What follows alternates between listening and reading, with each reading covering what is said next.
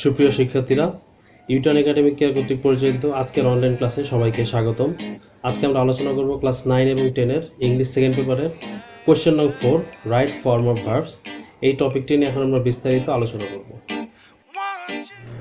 এখন আমরা আমাদের টপিকের কিছু প্রাথমিক আলোচনা সেরে নিই। প্রথমে আমরা দেখতে পাচ্ছি এখানে ভার্বের কিছু রূপ রয়েছে।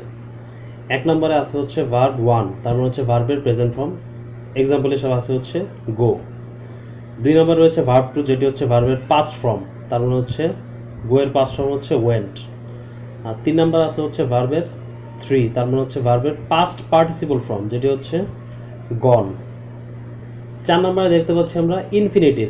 ইনফিনিটিভ মানে হচ্ছে টু প্লাস ভার্বের প্রেজেন্ট ফর্ম, তার মানে হচ্ছে টু গো। আর 5 নম্বরে আমরা দেখতে পাচ্ছি জিরান্ট, তার মানে হচ্ছে ভার্বের প্রেজেন্ট ফর্ম সাথে আইএনজি যুক্ত করা একটি ফর্ম, তার মানে হচ্ছে গো এর সাথে আইএনজি যুক্ত করলে হয় গোয়িং।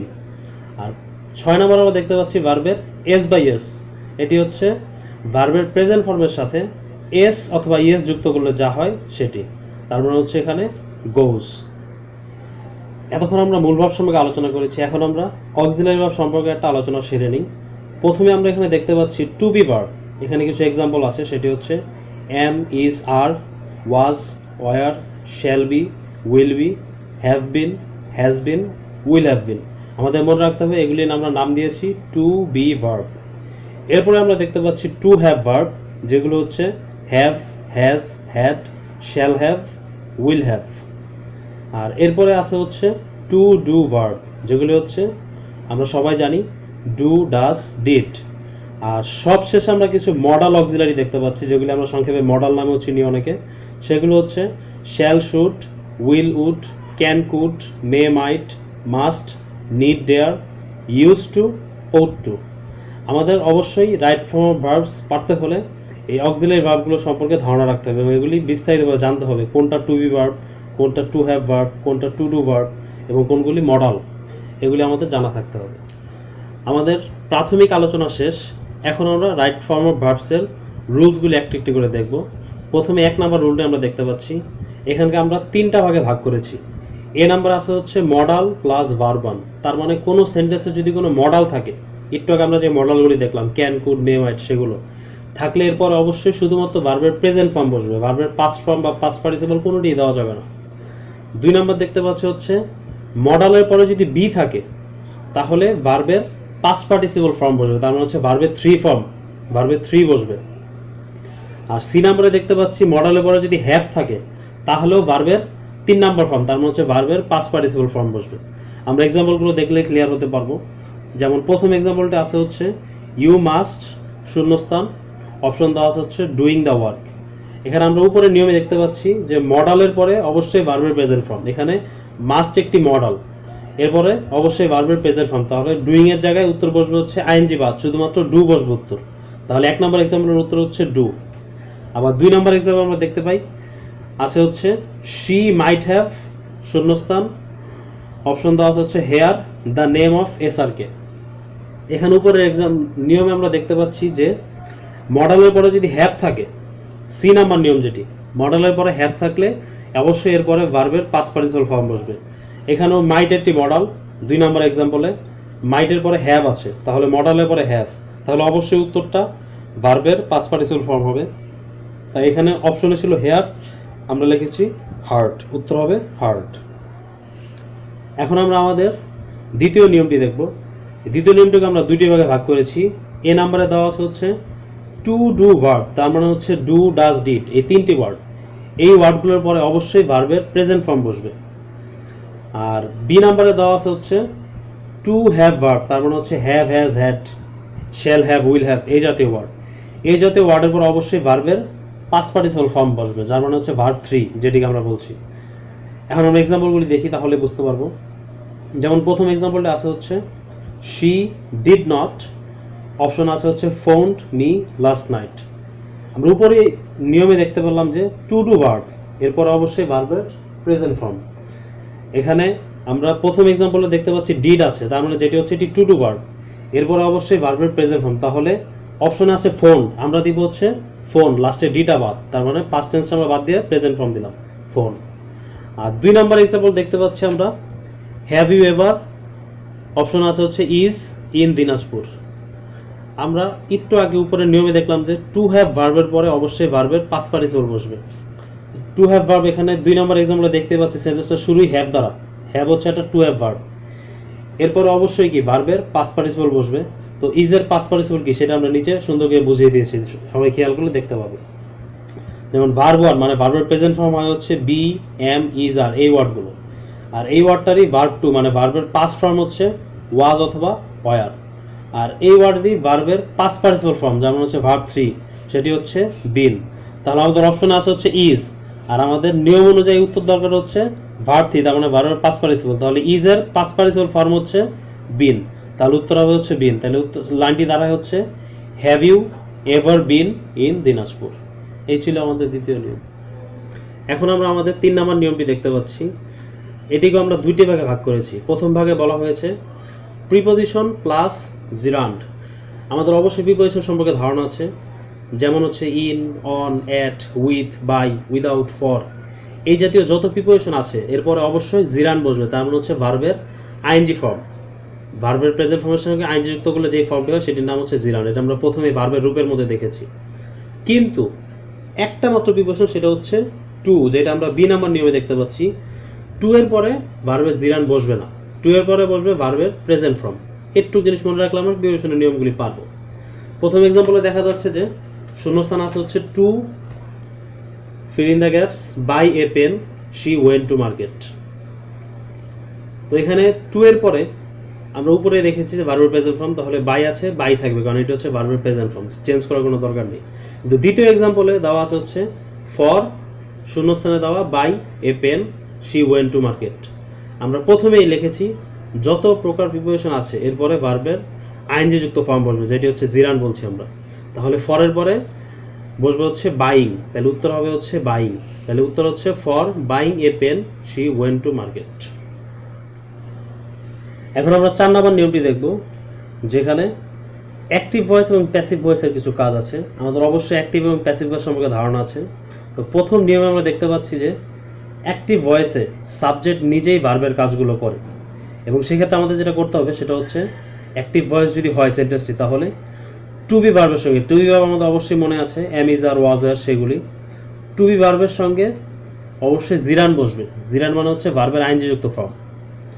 আর বি নাম্বারে বলা হয়েছে প্যাসিভ ভয়েসে, সেন্টেন্সটা যদি প্যাসিভ ভয়েসের হয় সেক্ষেত্রে সাবজেক্ট অলস থাকে, মানে সাবজেক্ট কোনো কাজ করে না, তখন টু বি ভার্বের সঙ্গে ভার্ব থ্রি বসবে। ভার্ব থ্রি মানে হচ্ছে ভার্বের পাস্ট পার্টিসিপল ফর্ম। তো আমরা এক্সাম্পলগুলো দেখলে বুঝতে পারবো। প্রথম এক্সাম্পল হচ্ছে গভর্নমেন্ট ইজ শূন্যস্থান, অপশন আছে হচ্ছে ইম্পোর্ট সুগার ফ্রম ব্রাজিল। আর দ্বিতীয় এক্সাম্পল আছে হচ্ছে সুগার ইজ শূন্যস্থান ব্র্যাকেট অপশন আছে হচ্ছে ইম্পোর্ট ফ্রম ব্রাজিল। তো আমরা যদি প্রথম এক্সাম্পলটি খেয়াল করি, এখানে দেখা যায় সাবজেক্ট হচ্ছে গভর্নমেন্ট মানে হচ্ছে সরকার, আর লাইনটার অর্থ দ্বারা সরকার ব্রাজিল থেকে চিনি আমদানি করে, ইম্পোর্ট অর্থ আমদানি করা। তো এখানে সাবজেক্ট হচ্ছে গভর্নমেন্ট এবং কাজটা কিন্তু সাবজেক্ট নিজেই করে, চিনি আমদানি করার কাজটা। তাই বুঝতে হবে যে এই সেন্টেন্সটি অ্যাক্টিভ ভয়েস আছে, তাহলে অবশ্যই ইজের পরে কি বসবে, জিরান বসবে ভার্বের। তার মানে হচ্ছে ইম্পোর্টের জায়গায় উত্তর হবে হচ্ছে ইম্পোর্টিং। প্রথম এক্সাম্পল গেল। কিন্তু আমরা দ্বিতীয় এক্সাম্পলে খেয়াল করি সাবজেক্ট আছে হচ্ছে সুগার, আর লাইনের অর্থ কি, sugar is import from Brazil, মানে ব্রাজিল থেকে সুগার আমদানি করা হয়।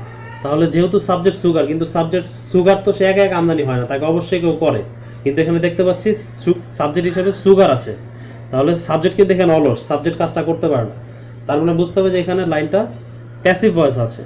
আর প্যাসিভ ভয়েস থাকলে এই টু বি ভার্ব যেটা হচ্ছে ইজ, এরপরে বসবে হচ্ছে ভার্ব থ্রি, তার মানে ভার্বের পাস্ট পার্টিসিপল ফর্ম। তাহলে উত্তরটা হবে হচ্ছে ইম্পোর্টের জায়গায় পাস্ট পার্টিসিপল ইম্পোর্টেড। এই হচ্ছে আমাদের চতুর্থ নিয়ম। এখন আমরা আমাদের 5 নম্বর নিয়মটি দেখব, যেখানে দেখা যাচ্ছে সেন্টেন্সটি যদি প্রেজেন্ট ইনডিফিনিট টেন্স হয় সেক্ষেত্রে আমাদের সাবজেক্টের দিকে খেয়াল করতে হবে। সাবজেক্ট যদি দুইটি হয়, যেমন হচ্ছে থার্ড পারসন এবং সিঙ্গুলার নাম্বার। থার্ড পারসন আমরা অনেকেই জানি যে সেন্টেন্সে আমি এবং তুমি এই দুইটা ওয়ার্ড বাদে, মানে হচ্ছে ইংলিশে আই, উই, ইউ, এই 3টা ওয়ার্ড বাদে যত প্রকার সাবজেক্ট হতে পারে সবগুলিকে আমরা থার্ড পারসন বলি। এবং সিঙ্গুলার, সিঙ্গুলার মানে হচ্ছে যদি একজনকে বোঝায়। তাহলে প্রেজেন্ট ইনডিফিনিট টেন্সের সাবজেক্ট যদি এই দুইটি শর্ত পূরণ করে, একটা হচ্ছে থার্ড পারসন মানে হচ্ছে আই, উই, ইউ বাদে অন্য যে কোনো ওয়ার্ড, আর এটি হচ্ছে সিঙ্গুলার নাম্বার মানে যে কোনো একজনকে বোঝাবে, একজন ব্যক্তিকে। এই দুইটি শর্ত পূরণ করলে তখন মূল ভার্বের সঙ্গে এস অথবা ইয়েস যুক্ত করতে হবে। এই হচ্ছে আমাদের নিয়ম। তো আমরা এক্সাম্পলটা দেখি। এক্সাম্পল হচ্ছে দ্য আর্থ, শূন্যস্থানে অপশন আছে হচ্ছে মুভ রাউন্ড দ্য সান। তো আমরা দেখতে পাচ্ছি এখানে সেন্টেন্সে আর্থ হচ্ছে কি পৃথিবী, এটা অবশ্যই থার্ড পারসন, এটা আমি তুমির মধ্যে পড়ে না। আর পৃথিবীতে একটাই, সবাই জানি, তাহলে এটা হচ্ছে সিঙ্গুলার নাম্বার। তাহলে দেখতে পাচ্ছি এখানে যে সাবজেক্টটা আর্থ, এটা দুইটা শর্তই পূরণ করেছে, একটা হচ্ছে থার্ড পারসনের শর্ত আর একটা হচ্ছে সিঙ্গুলার নাম্বার। তাহলে এখানে আমরা যেহেতু প্রেজেন্ট ইনডিফিনিট টেন্সের লাইনটা, তাহলে এখানে যে মূল ভার্বটা বসবে সেটার সঙ্গে অবশ্যই এস অথবা ইয়েস যুক্ত করে বসতে হবে। তো অপশনে ছিল মুভ, আমরা উত্তর লিখেছি হচ্ছে মুভস। এই ছিল আমাদের 5 নম্বর নিয়ম। এখন আমরা আমাদের 6 নম্বর নিয়মটি দেখব, যেখানে বলা আছে হচ্ছে অনু আর ডগস হলে V1 মানে ভার্বের প্রেজেন্ট ফর্ম হয়। এখানে অনু আর ডগস মানে বোঝানো হচ্ছে এখানে প্রতিটি অক্ষর, যেমন অনুতে ও, এন, ইউ, প্রতিটি অক্ষর দিয়ে একটা ওয়ার্ডকে বোঝানো হয়েছে, যেটি আমরা নিচে দেখতে পাচ্ছি। যেমন ও দিয়ে বোঝানো হয়েছে অফেন, এন দিয়ে বোঝানো হয়েছে নর্মালি, ইউ দিয়ে বোঝানো হয়েছে ইউজুয়ালি, আর এর এ দিয়ে বোঝানো হয়েছে অলওয়েজ, আর দিয়ে বোঝানো হয়েছে রেগুলারলি, ই দিয়ে বোঝানো হয়েছে এভরিডে, আর ডগসের ক্ষেত্রে ডি দিয়ে বোঝানো হয়েছে ডেইলি, ও দিয়ে বোঝানো হয়েছে অকেশনালি, জি দিয়ে বোঝানো হয়েছে জেনারেলি, আর এস দিয়ে বোঝানো হয়েছে সামটাইমস। তার মানে বুঝতে হবে যে আমাদের একটা ছন্দের মতন বানিয়েছে এখানে, যাতে ওয়ার্ডগুলি সহজেই মনে রাখা যায়। তার মানে কোনো সেন্টেন্সে যদি এই ওয়ার্ডগুলো যে কোনো একটি ওয়ার্ড থাকে, সেক্ষেত্রে সেন্টেন্সের ভার্বটাকে অবশ্যই প্রেজেন্ট ফর্মে বসাতে হবে। তো আমরা এক্সাম্পলটা দেখলে বুঝতে পারবো। এক্সাম্পল আছে হচ্ছে she attend my class regularly. এখানে সেন্টেন্সে দেখা যাচ্ছে লাস্টের দিকে রেগুলারলি ওয়ার্ডটা আছে, যেটা আমাদের এই লিস্টের ওয়ার্ডের মধ্যেই পড়ে। তো রেগুলারলি ওয়ার্ড থাকলে কি করতে হবে, সেন্টেন্সটা ভার্বের প্রেজেন্ট ফর্ম বসবে। তো অ্যাটেন্ড এখানে প্রেজেন্ট ফর্মে আছে, এটাই বসার কথা। কিন্তু একটু আগে আমরা নিয়ম দেখলাম, যেটি হচ্ছে শি এখানে সাবজেক্ট, শি কিন্তু থার্ড পারসন এবং একই সঙ্গে সিঙ্গুলার নাম্বার, তাই এখানে ভার্বের প্রেজেন্ট ফর্মেই বসছে, কিন্তু অ্যাটেন্ডের সঙ্গে এস যুক্ত হয়ে অ্যাটেন্ডস বসছে। এই ছিল আমাদের 6 নম্বর নিয়ম। এখন আমরা আমাদের পরবর্তী নিয়ম দেখতে পাচ্ছি। এখানে লেখা আছে যে ইয়া লো লা কিংবা অতীতের কিছু থাকলে ভার্ব টু হয়। এখানে একটা ছন্দ মিলানো হয়েছে, যার মানে হচ্ছে এখানে ইয়া লো লার ওয়াই দিয়ে আমরা বুঝতে পারি যে ইয়ে স্টারে ওয়ার্ডটা বোঝানো হয়েছে, এ দিয়ে বুঝতে পারি এগো বোঝানো হয়েছে, লো লো দিয়ে বোঝানো হয়েছে লং টাইম অথবা লং লং এগো, আর লা দিয়ে বোঝানো হয়েছে লাস্ট টাইম অথবা লাস্ট ইয়ার। তো এই ধরনের যে কোনো একটি ওয়ার্ড অথবা অন্য যে কোনো ওয়ার্ড যে অতীত বোঝায়, এরকম যদি কোনো ওয়ার্ড সেন্টেন্সে থাকে, সেক্ষেত্রে আমরা সেন্টেন্সের মূল ভার্বের পাস্ট ফর্ম ইউজ করব। তো এক্সাম্পলটা আমরা দেখতে পাচ্ছি যে I see him last time, এখানে অপশন আছে হচ্ছে সি। তো সেন্টেন্সের লাস্টে আছে হচ্ছে লাস্ট টাইম, যেটি হচ্ছে একটি অতীত নির্দেশক শব্দ। তাহলে এখানে সি এর জায়গায় উত্তর হবে হচ্ছে পাস্ট টেন্সে, তার মানে হচ্ছে স। তার মানে সেন্টেন্সে দাঁড়ায় I saw him last time. এই হচ্ছে আমাদের 7 নম্বর। এখন আমরা আমাদের 8 নম্বর নিয়মটি দেখতে পাচ্ছি, যেখানে বলা হয়েছে জেইলার থাকলে হ্যাভ অথবা হ্যাজ প্লাস ভার্ব 3 হবে, তার মানে হচ্ছে ভার্বের পাস্ট পার্টিসিপল হবে। তো জেইলারও একটি ছন্দের মতন মেলানো হয়েছে, যাতে সহজে ওয়ার্ডগুলি মনে থাকে।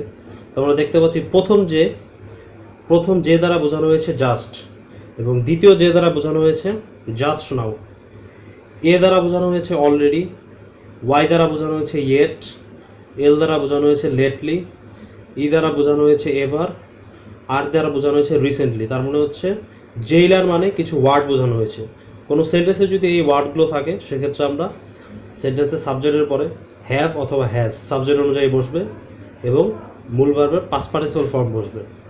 তো এক্সাম্পলে দেখতে পাচ্ছি I receive your SMS just now, এখানে অপশন আছে হচ্ছে রিসিভ।